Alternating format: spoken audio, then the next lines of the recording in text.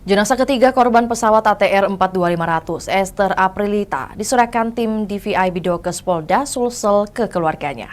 Prosesi serah terima jenazah berlangsung di depan instalasi DVI atau ruang forensik Dokpol Bidokes Polda Sulawesi Selatan di Jalan Kumala, Kecamatan Tamalate, Kota Makassar pada Jumat 23 Januari 2026. Pihak keluarga Esther Aprilita diwakili oleh ayahnya Adi Saputra. Setelah serah terima jenazah, peti jenazah almarhumah pun dimasukkan ke dalam ambulans Dokpol Bidokes Polda. Jenazah lalu dibawa ke Bandara Internasional Sultan Hasanuddin Makassar untuk diterbangkan ke Jakarta. Belum diketahui jadwal penerbangan jenazah Esther ke Jakarta. Adi Saputra yang dirundung kesedihan mendalam tak memberikan keterangan ke awak media pada kesempatan tersebut. Adapun serah terima jenazah pramugari itu dilakukan setelah Kabid Dokes Polda Sulsel, Kombes Pol Muhammad Haris mengumumkan hasil identifikasi jenazah perempuan 26 tahun tersebut. Teridentifikasi melalui sidik jari, gigi, properti, dan ciri medis cocok dengan nomor antemortem 002 sebagai nama Esther Aprilita.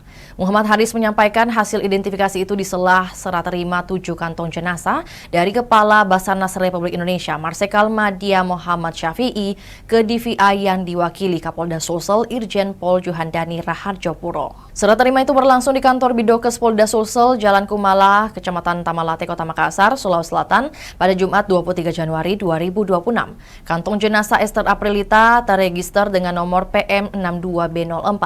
Esther Aprilita beralamat di Kecamatan Caringin, Kabupaten Bogor, Jawa Barat. Sementara itu, Kepala Pusat Identifikasi Bareskrim Polri, Brigjen Pol Masudi mengatakan, jenazah Esther Aprilita masih dalam kondisi utuh.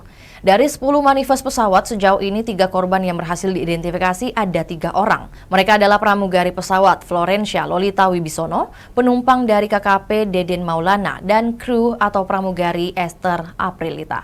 Untuk 7 jenazah lainnya yang juga telah ditemukan tim SAR dan saat ini berada di DVI Bidokes Polda Sulsel, tim DVI masih melakukan proses identifikasi terhadap 7 kantong jenazah yang diterima.